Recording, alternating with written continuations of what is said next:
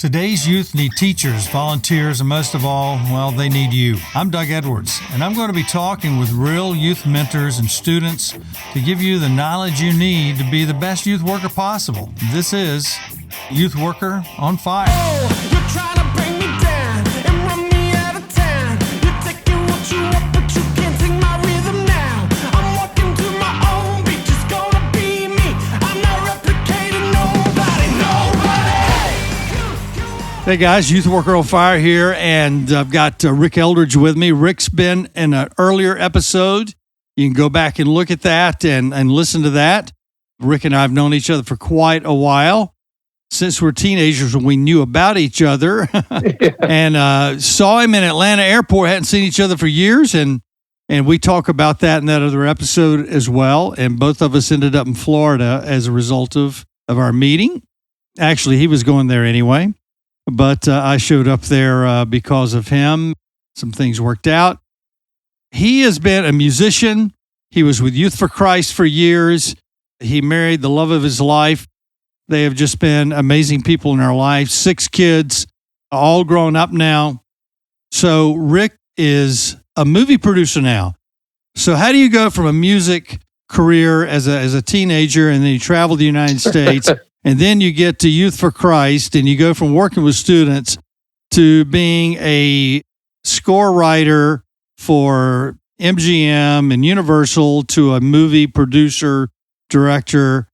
I've known him for years. I still don't know how he does it all. Well, hey, it's I tell people, I used to tell stories that were 3 minutes long and we call them songs. Yep. And now I tell stories that are 2 hours long and we call them movies. But I'm still just telling stories, and hopefully stories that can inspire and affect change. And that's what we do. So just love it. Music was kind of my entree to the film world, because I started scoring film and doing post-production for film, and that kind of evolved into, as I said, telling longer form stories. So it's been a great journey. It has been, and I got to see it close up and then from a distance, and you just keep moving on and on and on. Your wife has just been amazing to be such a big part of that and support that. Every wife, every family can't sustain the winds of change that industry produces, but you guys have done an incredible job of being a family during all of that. Thank you. Well, it's been a joy, and having 6 kids keeps you on your toes, and we've enjoyed that. Never a dull moment. But Krista's been a wonderful wife and wonderful mom and cheerleader for the whole gang. So it's been great. Tell us about this movie, though. You've produced for the Christian world, for the secular world. Tell us about why this Never Give Up movie about Brian Menz and his journey to be a gold medalist for the Deaf Olympics as a 20-year-old. Story happened a while back. Why did you choose this story, and how did this come about, and how's the movie doing? It's a great question. I mean, I get probably a dozen scripts a week. Everybody has a story, and tons of people have books, and everybody's got ideas of what might make the next thing. And of course, you can't do them all. But Brad, pretty remarkable guy. He was involved with a men's organization in Orlando that I got involved with, being down in there in a Bible study on a early morning, and the leader also led Brad's group on another day. And so, one morning after our 7 a.m. breakfast, he said, "Hey, I'd love for you to meet Brad Menz at some point, and I'd like to give you his book." So he gave me the book, and I'm thinking, okay, another book to put on the shelf. I got a few of those. Exactly. And I did scan through it, and it was very interesting. His story seemed very interesting, and I put it away, and then it was sometime later when Brad started pursuing to say, "Hey, can we get together?" And so I met him and his wife, and brought my wife, and we sat across from him. And it was a remarkable meeting. It really allowed me to get to see who he really is. Brad, at the age of 3, became deaf. And he had a fever, high fever, and his parents decided they early on wanted him to live in the land of the hearing, which means he needed to learn how to read lips. None of them signed, and they didn't really want to go that route. They wanted him to learn to read lips and try to communicate that way. And Brad, I noticed very, very quickly as we sat across the table from him, so many years later, as he's a grown man, unless he's looking away or you're saying something when he's not right looking at you, he's going to understand and follow the entire conversation. Remarkable. I've never seen anybody as right on as he is, just reading lips and having conversation and doing it with an incredible enthusiasm, a joy for life, love for life, has a lot of charisma. He's a really outgoing, wonderful guy, and just remarkable to meet him and feel and see that energy in him. And after the conversation, I said, wow, maybe I got to read this book. And there's probably a pretty cool story here. Brad went on to play tennis, and his family decided tennis would be the thing that would help him learn how to kind of interact with people. And as a 7-year-old kid going to elementary school and then through junior high, he's wearing these hearing aids that you almost have to strap on, kind of like a bra almost. And he was made fun of. He was bullied. He didn't fit in, and tennis was kind of his outlet. He became very good at it, good enough to get a scholarship to the University of Toledo. And the coach at Toledo introduced him to the World Games for the Deaf, basically the Olympics for the deaf. And he tried out and got on the team. And he made it all the way to the finals. And these are players from around the world. Every country represents it. It's just like the Olympics. They've got players from all backgrounds and all different languages and everything else. Brad made it to the round of the gold medal round, finishing the match. He played against the former gold medal winner, and so he's down 2 sets, 5 games, 40-love. And if you know anything about tennis, what that means is you lose a point, you lose a game, it's over. And so you could not get down any further, and he was down. And at this point, he had a turning point in his life. He always had kind of grown up as with his faith, and God had always kind of been a part of his life, but he was kind of on a shelf to some extent. And here he was in this match of his life, and he made a 3-word prayer. He just said, "God, help me." And it just began. He felt that energy right away, and he began to turn the tide, and he came all the way back and won the match, won the gold medal. And it was told by Sports Illustrated, this is 1985. It was the biggest come-from-behind victory ever on a tennis court.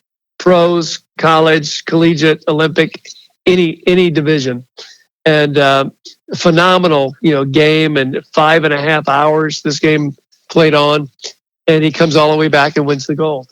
So it's a story of perseverance, a story of overcoming, a story of just taking all the odds that are against you and turning it around and having a positive attitude, positive spirit, and affecting change. And so I saw all those messages, and I saw that in Brad, and I saw, boy, what a great opportunity to give Brad a platform to be able to speak to people. And so, yeah, I think I walked away from that meeting with he and his wife saying, I got to do this. And so that was the beginning of putting Never Give Up together for a movie. And I know you come into a lot of things like that because I've seen some of the movies that you've done. Jim Caviezel's your very first one, I believe about Bobby Jones. And I'm sorry I called Brad Brian in the beginning. Even after reading it, I'm going, how did I do that? I'm still, and looking at the and looking at the promo. And the promo goes through life. You guys get a chance to watch the trailer. Trailers on, a lot of places that you can see it. You can see it on our website. It's nevergiveupfilm.com. You can see the trailer and learn more about the movie and, what the future strategies for releasing are. And we just finished a week in theaters. and played very, very well. We had a great experience. We had a great premiere in Orlando, filled out 2 theaters, and then we went to New York and had a big event there for deaf people. They got to come to see an open caption in the theater. Phenomenal time there at Union Square. Regal Theater sponsored that for us, and that was a great time. And we had about 30 plays over the course of the week in theaters, and we just end that tonight. Tonight's the last night of that. So next phase is for us to make the movie available to communities, to churches, to club organizations, tennis groups, whatever. And with the Faith Christian Network, FCN, and they do a lot of distribution to churches, to church communities and organizations. And so for the next 2 months, the film will be available through them to license and play in your local community. So it's a great film to share with a group and have a conversation around, because Brad deals with a lot of things that he has to overcome in his life, and we all might not be deaf or blind, but we've all got something we have to overcome, and we have to deal with in life, and to see him in his life and the way he does deal with things, see the love of his family, the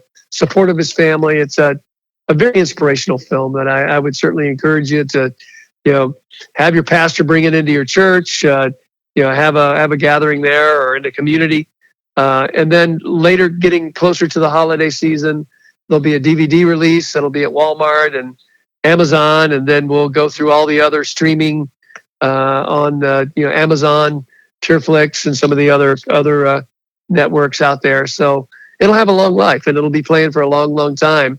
But there's a window of time now where you can only get the movie by putting a group together and doing a small license fee to see the film, in your local communities. And on the website, you'll find out information about that.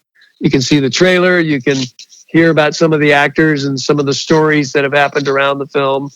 Also, you could go to our Facebook page, which is the same. Never Give Up Film on Facebook. So hope you'll do that. Talking to people that are youth workers, whether they're in public school, private school, youth pastors, volunteers, that sort of thing.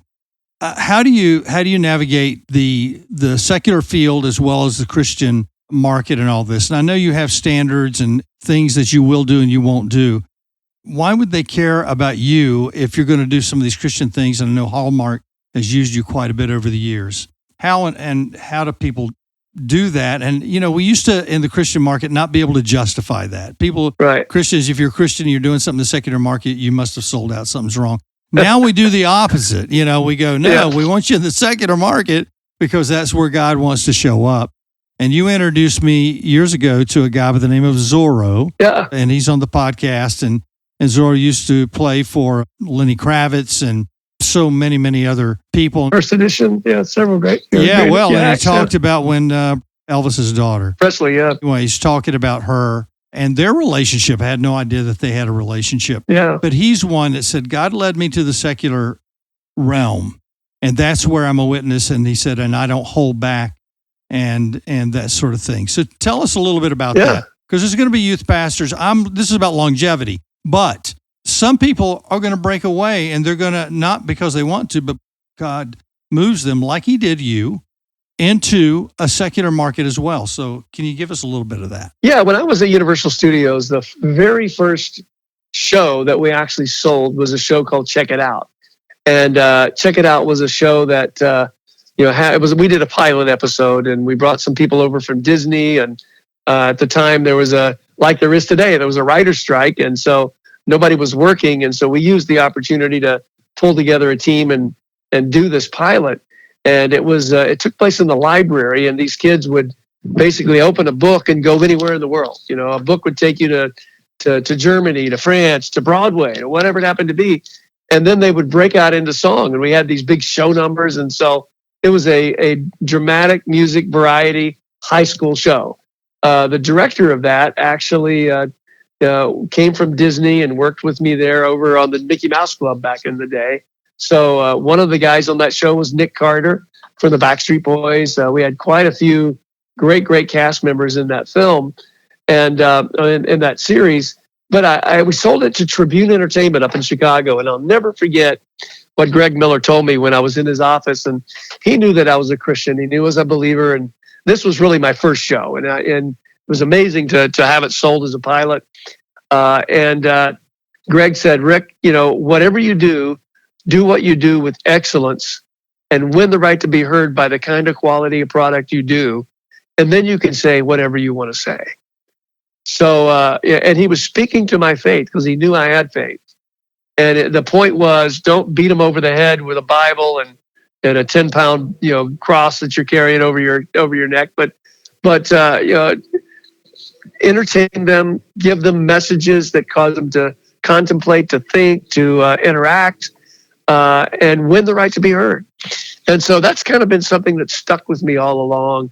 And so the stories I tell that are able to play on a Hallmark network, which a lot of the Christian movies, even the Kendrick brother movies that are great films, can't play on Hallmark because they're just kind of banned as too Christian. But we have movies that we've made with The Ultimate Gift, Ultimate Life, Ultimate Legacy, several other films like that have messages baked into them, have God is an integral part of the story, but it's not an in-your-face message, but it's there, and it's given us an opportunity to really reach beyond the borders of the Christian community, but yet the Christian community obviously embraces our film, and Ultimate Gift is a perfect example of that. I mean, that film was incredibly successful. It played on Hallmark, still plays on Hallmark to this day, 10 years later. But the film, did over 2 million DVDs in the Christian marketplace and did 3 million DVDs in the general marketplace back when DVDs were selling during that era. And that was kind of the marker. But phenomenal numbers and did very, very well. But, that was kind of a marker for us to say, you know what, we can do this. And so I think that's the point, is to do what you do with excellence, to entertain, to draw people into your story. And then you can, have windows and have opportunities to let God very naturally be part of the story. Well, you've done that, and you've done it over and over and over again. I've seen you do it, seen your life and your family and that sort of thing. And I'm just grateful and thank you and grateful that you still have time for me to do a podcast like this. Hey, always, Doug, you're a longtime friend. Got to do it. I appreciate what you do. There's nothing more important than encouraging and pulling together. People. We talk about making movies, and it's a collaboration. No one person can do that. It's kind of like a football team. Quarterback's no good unless he's got people around him. Well, what you do is a collaborative effort to engage people in reaching young people across America, and that's incredibly important. And I appreciate that, and always able to be part of it. It's a big part of what I have done and continue to do in my work. Well, thanks, Rick, and I appreciate it. And listen, tell Krista I said hello, and you guys continue to have a great time. Do you have another movie that's on the outskirts that we might know about? I'm writing one right now. We're working on one right now, and we'll be able to shoot it, I'm hoping, first quarter of next year. And so you'll begin to hear about that. But it's a film set in Florida and with a little bit of taste of the Wild West. So we're kind of excited about it. Should be fun. Sounds good to me, man. All right, brother. Listen, we're out then. I won't take any more of your time, but have a great night, buddy. Thank you. Appreciate it. You take care. You've been listening to the Youth Worker on Fire podcast. If you like what you hear, please subscribe and tell your friends. Also, leave a comment and tell us what you think. Stay tuned for more informative episodes.